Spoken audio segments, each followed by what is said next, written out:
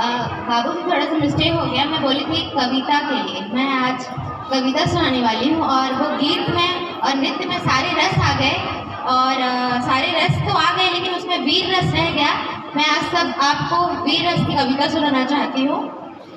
ये राजस्थान की बात है, राजस्थान के चित्तौड़ दुर्ग की बात है। चित्तौड़गढ़ नाम का एक स्थान है जहाँ 1301-2-3 की बात है ये। उस समय राजा रत्न सिंह हुआ करते थे।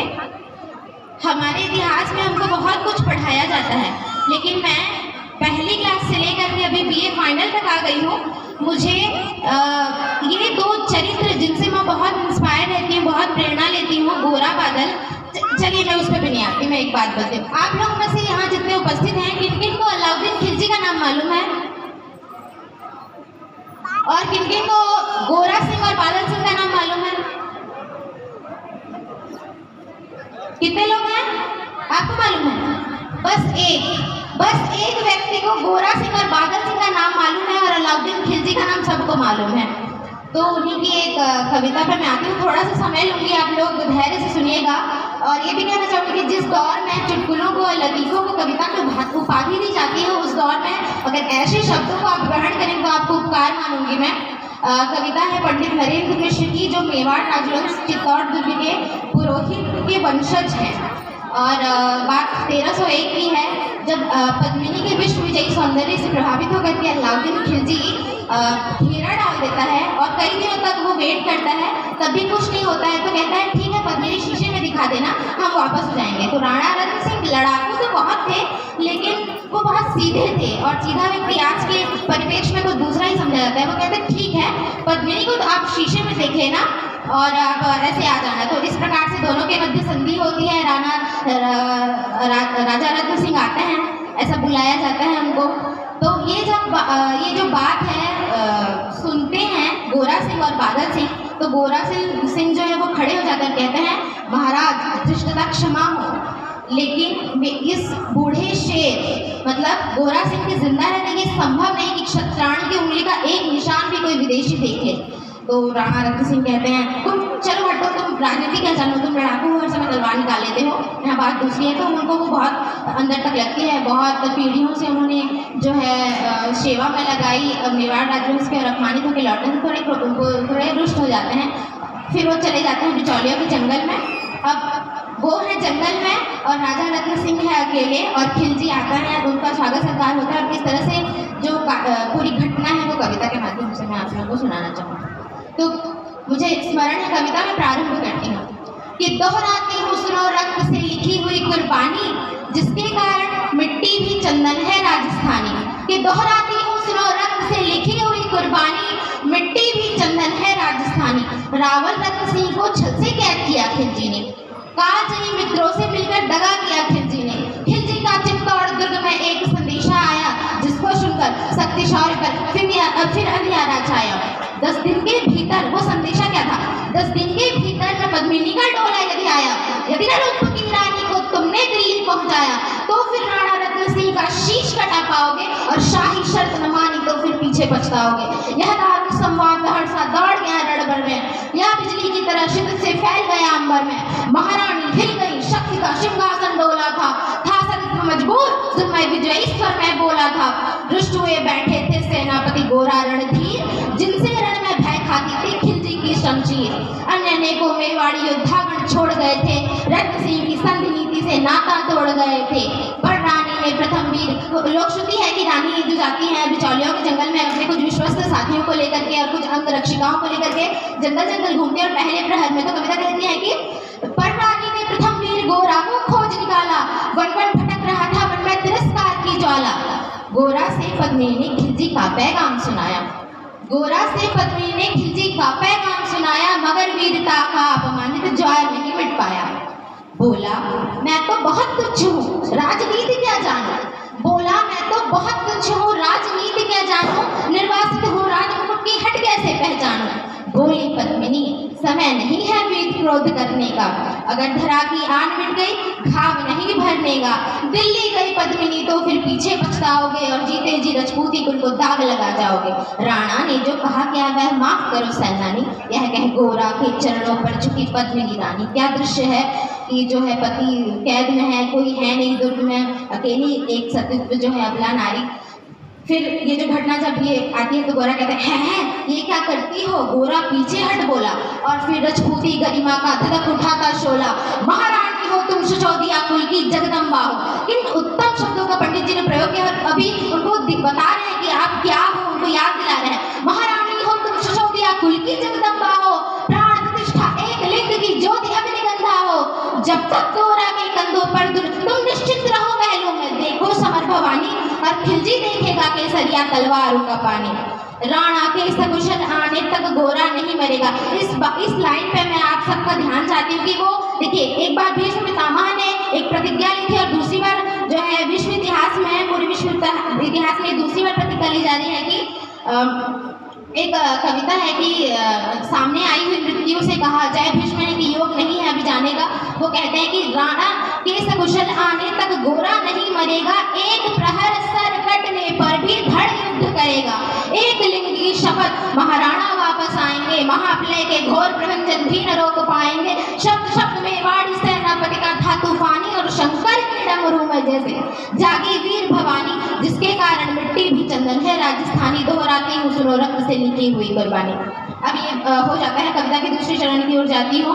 खिलजी मचला था पानी में आग लगा देने को, खिलजी मचला था पानी में आग लगा देने को, पर पानी प्यासा बैठा था ज्वाला पी लेने को। गोरा का आदेश हुआ सज गए 700 डोले और बांकुरे बादल से, ये पूरा प्लानिंग है, आप ध्यान सुनिए। गोरा का आदेश हुआ सज गए 700 डोले और बांकुरे बादल से गोरा सेनापति बोले, खबर भेज दो खिलजी पर पद्मिनी स्वयं आती है। अन्य 700 सखियां भी वे साथ लिए आती है। स्वयं पद्मिनी ने बादल का कुमकुम तिलक किया था, दिल पर पत्थर रख भीगी आंखों से विदा गया था। और 700 सैनिक जो यम से भी भिड़ सकते थे, हर सैनिक सेनापति था, लाखों से लड़ सकते थे। एक एक कर सज गई डोलियां पल में, मर मिटने की होड़ लग गई थी मेवाड़ी दल में। हर डोली में एक वीर था, 4 उठाने वाले, पांचों ही शंकर की गढ़ की तरह समर्मत वाले। बजा कूच का शंख सैनिकों के ने जयकार लगाई, हर हर महादेव की धुन से दशो दिशा लहराई। गोरा बादल के अंतस में जगी ज्योति की रेखा, मातृभूमि चित्तौड़ दुर्ग को फिर जी भर कर देगा। देखा कर अंतिम प्रणाम, घोड़ों पर चढ़े सुबह अभिमानी, देशभक्ति की निकल पड़े वे लिखने अमर कहानी, जिसके कारण मिट्टी भी चंदन है राजस्थानी। दोहराती हूँ सुनो रक्त से लिखी हुई कुर्बानी। कविता के तीसरी चरण की ओर जाती हूँ। जा पहुंची, ये प्लानिंग है, प्लानिंग बन चुकी है, अब उसका क्रियान्वयन कैसा होता है देखिए। जा पहुंची डोलिया एक दिन खिलजी की सरहद में, उधर दूत भी जा पहुंचा खिलजी के रंग महल में। बोला शहंशाह पद्मिनी मल्लिका बनने आए हैं, रानी अपने साथ हुस्न की कलियां भी लाई हैं, मगर एक फरियाद कफत उसकी पूरी करवा दो, राणा रतन सिंह से केवल एक बार मिलवा दो। खिलजी उछल पड़ा, यह सुनकर फौरन हुक्म दिया था, बड़े शौक से मिलने का शाही फरमान दिया था। यह शाही फरमान दूत ने गोरा तक पहुंचाया। गोरा झूम उठे, उस क्षण बादल को पास बुलाया। बोले बेटा वक्त आ गया है अब कट मरने का, बोले बेटा वक्त आ गया है अब कट मरने का, मातृभूमि मेवाड़ धरा का दूध सबल करने का। यह लोहार पद्मिनी भेष में बंदी रह जाएगा, केवल 10 डोलियां लिए पीछे गोरा धाएगा। यह बंधन काटेगा, हम राणा को मुक्त करेंगे, घुड़सवार कुछ उधर आड़ में ही तैयार रहेंगे। जैसे ही राणा आए वे सब आंधी बन जाए और उन्हें चित्तौड़ दुर्ग तक वे सकुशल पहुंच जाए। अगर भेद खुल जाए वीर तो पल की देर न करना, और शाही सेना आ पहुंचे तो फिर बढ़कर रण करना। राणा जाए जिधर शत्रु को उधर न बढ़ने देना, और एक यवन को भी उस पद पर पांव न धरने देना। मेरे लाल लाडले बादल आन न जाने पाए, तिल तिल कट मरना मेवाड़ी शान न जाने पाए।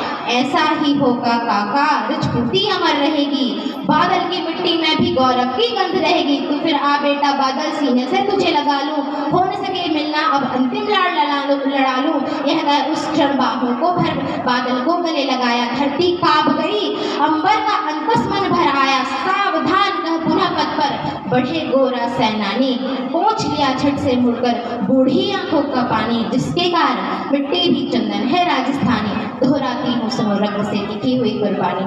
कविता के चौथे चरण की ओर बढ़ती हूँ।